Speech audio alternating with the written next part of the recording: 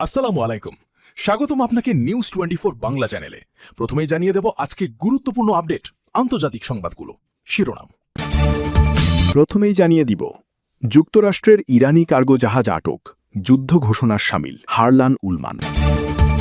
এরপর জানিয়ে দিব, যুক্তরাষ্ট্রের সঙ্গে দ্বিতীয় দফা শান্তি আলোচনা প্রত্যাখ্যান করল ইরান। তারপর জানিয়ে দিব, হরমুজ প্রণালীতে মাইন অপসারণের রোবট মোতায়েন করছে যুক্তরাষ্ট্র। সর্বশেষ জানিয়ে দিব, প্রবল হামলা প্রতিরোধের পরেও অক্ষত ইরানের বেশিরভাগ অস্ত্রভাণ্ডার। দর্শক, এতক্ষণ শুনলেন সংবাদ শিরোনাম, এখন শুনবেন বিস্তারিত। তবে বিস্তারিত শোনার আগে এই ভিডিওটি কোথা থেকে দেখছেন তা অবশ্যই কমেন্টে জানাবেন। তাহলে চলুন শুরু করা যাক। যুক্তরাষ্ট্রের নৌবাহিনী ইরানের একটি কার্গো জাহাজে বাধা দিয়ে সেটি আটকের ঘটনাকে ইরানের বিরুদ্ধে যুদ্ধ ঘোষণার শামিল বলে মন্তব্য করেছেন মার্কিন চিন্তন প্রতিষ্ঠান আটলান্টিক কাউন্সিলের জ্যেষ্ঠ উপদেষ্টা হারলান উলমান। সংবাদমাধ্যম আল জাজিরাকে দেওয়া এক সাক্ষাৎকারে হারলান উলমান বলেন, সত্যি বলতে এটি যুদ্ধের উস্কানি বা যুদ্ধ ঘোষণার মতো একটি কাজ। আপনি চাইলেই এমনটা করতে পারেন না। তিনি আরও বলেন, আন্তর্জাতিক আইনের দৃষ্টিকোণ থেকে যুক্তরাষ্ট্র যা করেছে বা করে আসছে তা মূলত যুদ্ধ ঘোষণারই শামিল। তবে মার্কিন কংগ্রেস মনে হয় বিষয়টি সেভাবে মেনে নিতে চাইছে না। জাহাজে হামলার এই ঘটনাকে আন্তর্জাতিক আইনের লঙ্ঘন বলে উল্লেখ করেছেন তিনি। হারলান উলমান বলেন, যুক্তরাষ্ট্রের এই পদক্ষেপ ওয়াশিংটন ও তেহরানের মধ্যকার এমনিতেই জটিল অবস্থায় থাকা আলোচনা প্রক্রিয়াকে আরও বেশি বিভ্রান্তির মুখে ফেলবে। দ্বিতীয় দফা শান্তি আলোচনায় অংশ নিতে সম্মত হওয়ার বিষয়ে যুক্তরাষ্ট্রের দাবি নাকচ করেছে ইরান। দেশটির মতে এ নিয়ে ওয়াশিংটনের দেওয়া তথ্য সঠিক নয়। রাষ্ট্রীয় সংবাদ সংস্থা ইরনা এক প্রতিবেদনে জানায়, যুক্তরাষ্ট্রের মাত্রাতিরিক্ত দাবি, অবাস্তব প্রত্যাশা, অবস্থানে ঘন ঘন পরিবর্তন এবং স্ববিরোধী আচরণ আলোচনার পথে প্রধান বাধা হয়ে দাঁড়িয়েছে। সংস্থাটি আরও অভিযোগ করে, চলমান নৌ অবরোধ যুদ্ধবিরতির লঙ্ঘন বলেও মনে করছে তেহরান। এছাড়া ইসলামাবাদে দ্বিতীয় দফা বৈঠক হওয়ার যে খবর প্রকাশিত হয়েছে সেটিও ভিত্তিহীন বলে দাবি করা হয়েছে। সংবাদ সংস্থা ইরনার মতে, যুক্তরাষ্ট্রের এই ধরনের বক্তব্য মিডিয়া গেম এবং ইরানের ওপর চাপ সৃষ্টির কৌশল। এর আগে রোববার সকালের দিকে ডোনাল্ড ট্রাম্প বলেন, মধ্যপ্রাচ্যে চলমান সংঘাত নিরসনে তেহরানের সঙ্গে বৈঠকের জন্য ইসলামাবাদে মার্কিন প্রতিনিধি দলকে পাঠাচ্ছেন তিনি। সোমবার সন্ধ্যার দিকে মার্কিন প্রতিনিধি দলের সদস্যরা ইসলামাবাদে পৌঁছাবেন। ইরানের সঙ্গে যুক্তরাষ্ট্রের বর্তমান যুদ্ধবিরতি চুক্তির মেয়াদ ২২ এপ্রিল শেষ হওয়ার কথা রয়েছে। তবে নিরাপত্তা উদ্বেগের কথা জানিয়ে ট্রাম্প বলেছিলেন, গতবার ব্যর্থ হওয়া আলোচনার নেতৃত্ব দেওয়া ভ্যান্স এবার যাচ্ছেন না। দেশটির সংবাদ মাধ্যম এবিসি নিউজকে তিনি বলেন, এটি শুধু নিরাপত্তার কারণে, জেডি চমৎকার মানুষ। কিন্তু এই মন্তব্যের পরপরই হোয়াইট হাউস অবস্থান পরিবর্তন করে। নাম প্রকাশ না করার শর্তে হোয়াইট হাউসের এক কর্মকর্তা ফরাসি বার্তা সংস্থা এএফপিকে বলেন, ভাইস প্রেসিডেন্ট জেডি ভ্যান্স, বিশেষ দূত স্টিভ উইটকফ এবং ট্রাম্পের জামাতা জ্যারেড কুশনার এই আলোচনায় যোগ দেবেন। গত ১১-১২ এপ্রিলের বৈঠকেও এই ত্রয়ী উপস্থিত ছিলেন। হরমুজ প্রণালীতে নৌযান চলাচল নিরাপদ রাখতে মাইন অপসারণে আধুনিক প্রযুক্তির ব্যবহার শুরু করেছে যুক্তরাষ্ট্র। এ লক্ষ্যে দেশটির সামরিক বাহিনী সমুদ্র ড্রোন ও রোবট মোতায়েন করছে। রোববার ১৯ এপ্রিল মার্কিন কর্মকর্তাদের উদ্ধৃতি দিয়ে ওয়াল স্ট্রিট জার্নালের এক প্রতিবেদনে এ তথ্য জানানো হয়। প্রতিবেদনে বলা হয়েছে, প্রণালীতে মাইন শনাক্ত ও অপসারণে মানবচালিত এবং মানববিহীন উভয় ধরনের প্রযুক্তির সমন্বয় ব্যবহার করা হচ্ছে।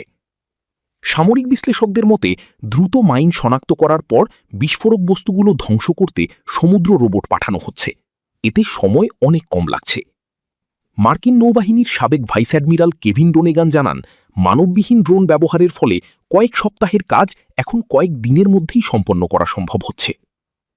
অন্যদিকে যুক্তরাষ্ট্রের সঙ্গে সাম্প্রতিক উত্তেজনার প্রেক্ষাপটে ইরান দাবি করেছে যে তারা সংঘাতে বিজয়ী। দেশটির পার্লামেন্ট স্পিকার মোহাম্মদ বাঘের গালিবাফ বলেন, নিজেদের শর্ত পূরণ হওয়ায় ইরান কেবল অস্থায়ী যুদ্ধবিরতিতে সম্মত হয়েছে।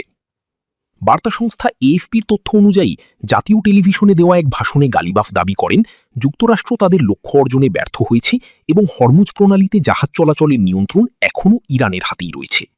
ইরান ও যুক্তরাষ্ট্রের মধ্যে চলমান ২ সপ্তাহের যুদ্ধবিরতি শেষ হতে যাচ্ছে বুধবার ২২ এপ্রিল। এর মধ্যেই ইরানের সামরিক সক্ষমতা নিয়ে নতুন তথ্য সামনে এসেছে।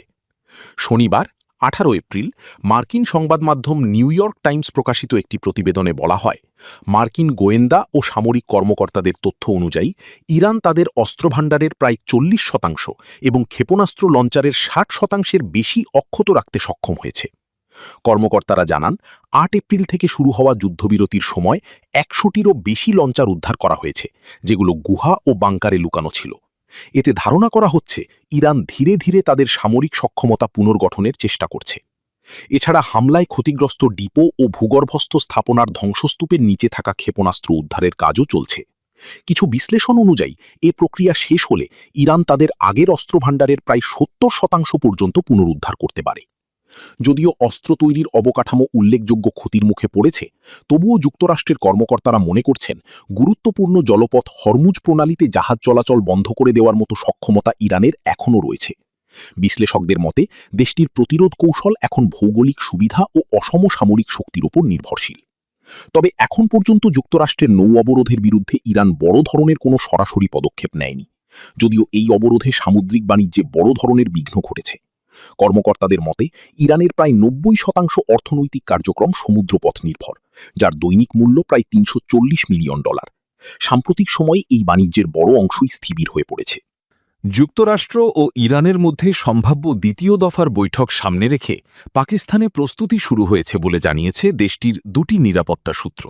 সূত্রগুলো জানিয়েছে আগামী শুক্রবারের আগেই এই বৈঠক অনুষ্ঠিত হতে পারে। পরিচয় গোপন রাখার শর্তে তারা আন্তর্জাতিক সংবাদ মাধ্যম আল জাজিরাকে জানায়, কয়েকটি গুরুত্বপূর্ণ ইঙ্গিতের ভিত্তিতে তারা এমন ধারণা করছে। এর মধ্যে রয়েছে রাওয়ালপিন্ডির নূর খান বিমানঘাঁটিতে যুক্তরাষ্ট্রের দুটি C-17 গ্লোবমাস্টার কার্গো বিমানের অবতরণ।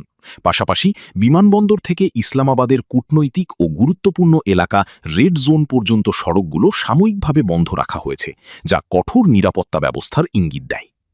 এছাড়া ইসলামাবাদের সেরেনা ও ম্যারিয়ট হোটেল থেকেও অতিথিদের সরিয়ে নেওয়া হচ্ছে এবং আগামী শুক্রবার পর্যন্ত নতুন বুকিং গ্রহণ বন্ধ রাখা হয়েছে বলেও সূত্রগুলো জানায়।